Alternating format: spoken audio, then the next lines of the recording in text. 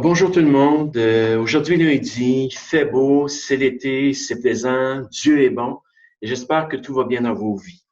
D'abord, je voulais vous remercier aujourd'hui au nom de toute l'équipe de nous suivre à chaque semaine, de participer justement à la vie de l'Église à travers ces capsules qu'on vous présente plusieurs fois durant la semaine.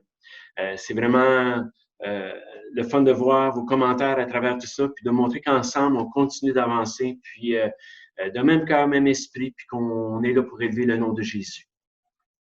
Depuis quelques semaines, mon temps de lecture et de prière, je le fais dans ma cour arrière. C'est avec une vue magnifique sur le fleuve, où tout est calme, tout est en repos, tôt le matin, et quelques hérons qui viennent à l'occasion comme ça pour pêcher leur petit mené, pour prendre leur nourriture du matin. Et je suis là depuis déjà plusieurs années et je suis encore vivement touché de ce privilège que j'ai de me lever à tous les jours et d'avoir une vue incroyable et je rends grâce à Dieu pour cela. Donc, la semaine dernière, j'étais assis dans ma cour en train de lire un psaume, de lire un proverbe en date du jour. Donc, j'essaie de garder cette discipline à tous les jours. Et j'ai poursuivi ma lecture dans le livre du prophète Jérémie. Et j'aimerais vous partager quelque chose qui m'a interpellé, touché le cœur au chapitre 33, à partir du verset 1 jusqu'au verset 3. Ça dit, la parole de l'Éternel fut adressée à Jérémie une seconde fois. En ces mots, pendant qu'il était encore enfermé dans la cour de la prison.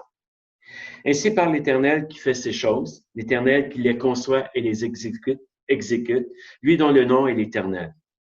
Invoque-moi et je te répondrai. Je t'annoncerai de grandes choses, des choses cachées que tu ne connais pas.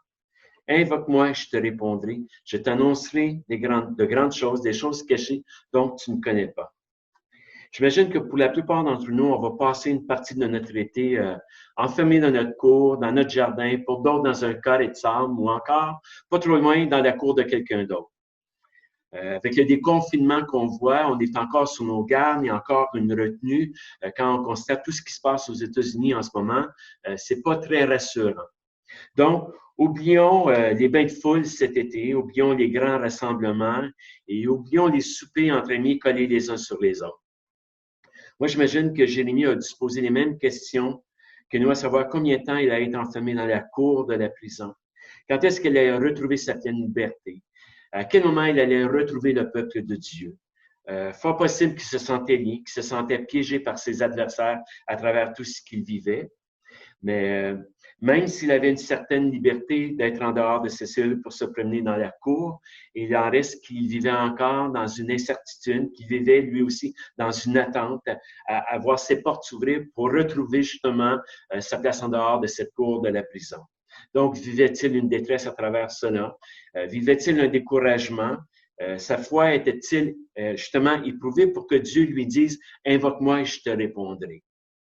Je crois que toutes ces questions sont légitimes, mais quel que soit ce que nous traversons ces jours-ci, Dieu sait pour quelles raisons il a permis ces circonstances dans chacune de nos vies.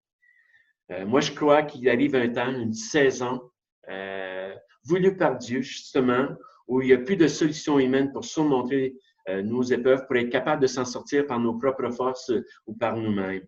Que ce soit par un découragement, que ce soit face à la mort, la maladie, un échec, un cœur brisé, troublé, anxieux, peu importe ce qu'on peut vivre, c'est qu'avec Dieu, il y a toujours une délivrance spirituelle. Avec Dieu, tout est possible et le miracle arrive. Donc, pour moi, Dieu voyait bien la condition de Jérémie, tout comme il voit la nôtre aujourd'hui, ce qu'on vit, ce qu'on traverse à travers ces temps. Il se soucie de nos vies, il se soucie de ce qui nous préoccupe ou même parfois ce qui peut nous tourmenter à travers tout ça ou même nous affecter, je dirais, dans notre vie de famille, que ce soit dans la vie d'un couple, que ce soit l'état de notre cœur à travers tout cela. Mais il est celui qui nous abandonne jamais dans notre cours. Que tu sois dans ta maison, que tu sois dans ta voiture, peu importe, il est là, il est toujours avec nous. Et c'est pourquoi il dit, invoque-moi, je te répondrai. Je t'annoncerai de grandes choses, des choses cachées que tu ne connais pas. C'est comme si Dieu disait à Jérémie, tu sais comment me rejoindre. Tu sais que tu peux compter sur moi en tout temps. Tu sais que mon oreille est toujours tendue vers toi et que mes yeux ne cessent de te poursuivre. Alors, invoque-moi et je te répondrai. Et cette promesse est aussi pour pour toi, elle est pour moi, qu'à tout moment de la journée, je peux invoquer mon Dieu. Wow, ça, pensez-y, c'est une grâce, c'est un privilège parce que à chaque fois que tu décides de l'invoquer, ça veut dire que tu as plus de Jésus dans ta vie. Ça veut dire que tu as plus de son esprit dans ta vie. Ça veut dire que quelque part, tu peux t'épanouir davantage, que tu peux progresser dans ta vie chrétienne. Quand tu fais appel à Jésus, il y a quelque chose qui se passe dans ta vie. Ça montre l'intérêt que tu veux de vouloir lui ressembler. Et c'est sûr qu'à travers ça, Dieu bénit, Dieu honore et Dieu vient se révéler à ton cœur. Donc, peut-être qu'aujourd'hui, tu te sens peut-être arrêté depuis quelque temps dans ta marche, dans ta vie chrétienne, dans ton service pour Dieu, et à cause de tout ce qu'on vit présentement. Peut-être que tu te sens aussi arrêté dans tes relations avec les autres, que le fait de voir moins tes frères, tes sœurs, des gens que tu voyais peut-être à l'occasion 2-3 fois par semaine et que ça l'a diminué, vient aussi t'affecter, vient aussi affecter ta relation avec Dieu à travers tout cela. Peut-être que tu te sens seul aussi dans ta cour, que tu aurais besoin d'être rafraîchi, que tu aurais besoin d'être fortifié dans ta foi ou renouvelé dans tes pensées. Qu'est-ce que Dieu aimerait t'annoncer aujourd'hui? Qu'est-ce que Dieu aimerait te révéler aujourd'hui? Est-ce que tu le sais? Quelle différence as-tu besoin dans ta vie pour progresser, pour avancer dans ta vie chrétienne, pour que tes chaînes soient brisées? Qu'est-ce que tu aurais besoin de voir et d'entendre ou de vivre avec ton Dieu aujourd'hui? C'est des choses qui peuvent se réaliser aujourd'hui dans ta vie. Est-ce que tu l'as invoqué ce matin? Est-ce que tu l'as invoqué hier? Est-ce que tu vas l'invoquer aujourd'hui? Est-ce que tu vas tourner ton cœur vers lui? C'est notre raison d'être, c'est notre raison de vivre. Pensez-y, c'est ça qui est assez extraordinaire avec Dieu parce que au moment où tu tournes ton cœur vers lui, le ciel s'ouvre sur toi. La bénédiction va venir dans ta vie. Dieu te laissera pas comme ça, sans ressources, démunis. C'est pas le but de Dieu de nous laisser dans un état de pauvreté spirituelle. Au contraire, il veut qu'on soit, nous enrichir spirituellement. Donc, accroche-toi à cette promesse. Invoque ton Dieu. Parce qu'il veut accomplir de grandes choses à travers chacune de nos vies. Dieu veut relâcher sa gloire. Dieu veut relâcher sa puissance dans nos vies. Dieu veut relâcher sa bénédiction sur nos vies. Il veut pas qu'on reste enveloppé dans une certaine ignorance, je dirais, ou encore qu'on perde espoir à travers tout ce qu'on vit, ce qu'on traverse depuis certains temps. Et il veut surtout pas qu'on vive une carence spirituelle dans notre cours. C'est pour ça que Dieu te dit, invoque-moi et je vais me manifester à toi. On n'est jamais seul, en fin de compte. Oui, peut-être que physiquement, c'est difficile, mais quand la présence de Dieu vient, te touche et te remplit, tu sens même plus ce besoin d'avoir une présence physique à côté de toi. Donc, il nous appelle à l'invoquer. Il nous appelle à avoir recours auprès de lui, à venir dans sa cour, à entrer dans ses paradis pour chercher de l'aide. Il veut qu'on s'enveloppe de sa présence, qu'on ne manque de rien, qu'on soit en paix et heureux. Ça, c'est le maximum qu'on peut avoir avec lui. Avoir un cœur qui est en pleine paix, qui est surnaturel et qui, malgré les circonstances, qu'on puisse marcher à travers tout ça et être un témoignage pour Christ. Oublions jamais, frères et sœurs, qu'on est là pour refléter son amour, qu'on est là pour être un repère pour tous ceux qui sont dans le ténèbre. On est là pour faire la différence. Et on a ce privilège-là. C'est aussi notre mandat, notre responsabilité, justement, d'apporter cet espoir dans le cœur des gens.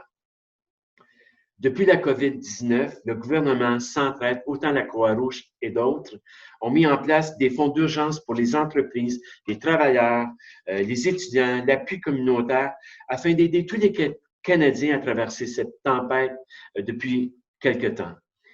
Et merci Seigneur pour toutes ces sommes qui descendent et qui viennent soulager tous ceux et celles qui sont dans le besoin en ce moment.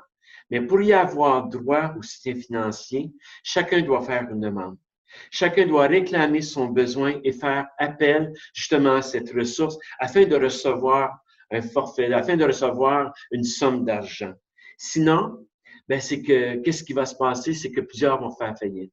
C'est qu'il y a des vies qui vont se rendre malades justement parce qu'ils sont en manque d'argent, parce qu'ils n'arrivent pas à payer leurs dettes. Pensez-y tout le côté de santé mentale que ça pourrait causer, des pertes d'emploi, et même le pire, des tragédies pour arriver à travers tout cela. Mais combien plus, à forte raison, Dieu a tellement plus à nous offrir pour apaiser nos cœurs qu'un soutien financier. Dieu n'a pas un fonds d'urgence pour nos vies qui dure pour un temps, ou qui a une date précise, ou qui a une limite. Avec Dieu, il y a un accès illimité à chaque jour à venir au trône de sa grâce qui représente son amour infini, sa bonté, sa fidélité qui est là, ses révélations, son esprit qui est là pour nous aider à continuer dans notre marche, pour nous amener à persévérer justement dans la foi. Son accès nous donne aussi au trône de sa grâce, à sa sagesse, à sa puissance, qui sont toujours à la portée de ses enfants, pour quel que soit le besoin qu'on a à vivre chaque jour.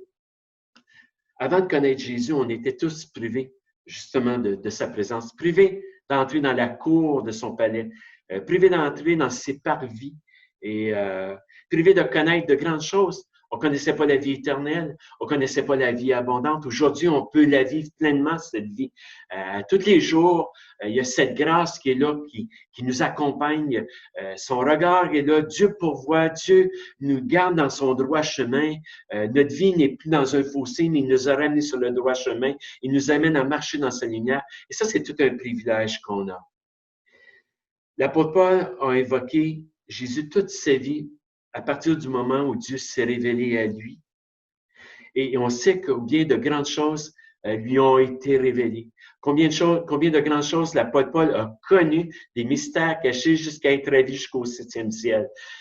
Il y a des choses qui, chaque homme, puis peu d'hommes ont connu ce que l'apôtre Paul a connu. Mais il y a quand même des choses en réserve pour nous, notre Dieu. Il y a des choses que Dieu veut se révéler à nos cœurs. Il y a des choses que Dieu veut nous montrer. Il l'a fait aussi avec David. David était quelqu'un qui invoquait Dieu à tous les jours, qui cherchait la face de Dieu, qui voulait vivre à tous les jours dans le sanctuaire de Dieu afin de le connaître, afin d'être rempli de la présence de Dieu. Alors, aujourd'hui, quoi que tu puisses traverser, quoi que tu puisses vivre, quoi que tu puisses garder dans le secret de ton cœur, que personne ne connaît, que ce soit une chaîne qui est sur ta vie, que ce soit une anxiété, une solitude que tu vis, invoque ton Dieu aujourd'hui. Ne reste pas dans cet état-là. Permets à Dieu de venir faire cette œuvre dans ton cœur. Permets à Dieu de venir te libérer. Permets à Dieu de vivre cette pleine liberté qu'il t'a acquise à la croix. Permets à Dieu de lui ressembler, de porter du fruit, d'être porteur d'être partisan de sa paix, d'être un flambeau pour lui aujourd'hui. Alors, moi, c'est ça qui est vraiment extraordinaire parce que, comme je le disais tantôt, on a une ligne directe avec Dieu. Il n'y a jamais d'interférence et on sait que sa ligne ne sera jamais engagée non plus. Dieu entend le cri de nos cœurs. Dieu nous aime d'un amour incroyable. Il l'a démontré en nous donnant son Fils à la croix et il ne va pas nous laisser dans un état lorsqu'on vit une misère ou qu'on crie à lui. Au contraire, Dieu se prend plaisir à ce moment-là à se diriger vers nous, à nous prendre dans ses bras, à nous relever, à nous fortifier, puis à nous donner tout ce dont on a besoin pour qu'on puisse poursuivre notre route avec lui. Alors, je te souhaite une excellente fin de journée. Invoque-le et attends-toi à lui. Dans notre Jésus, sois béni.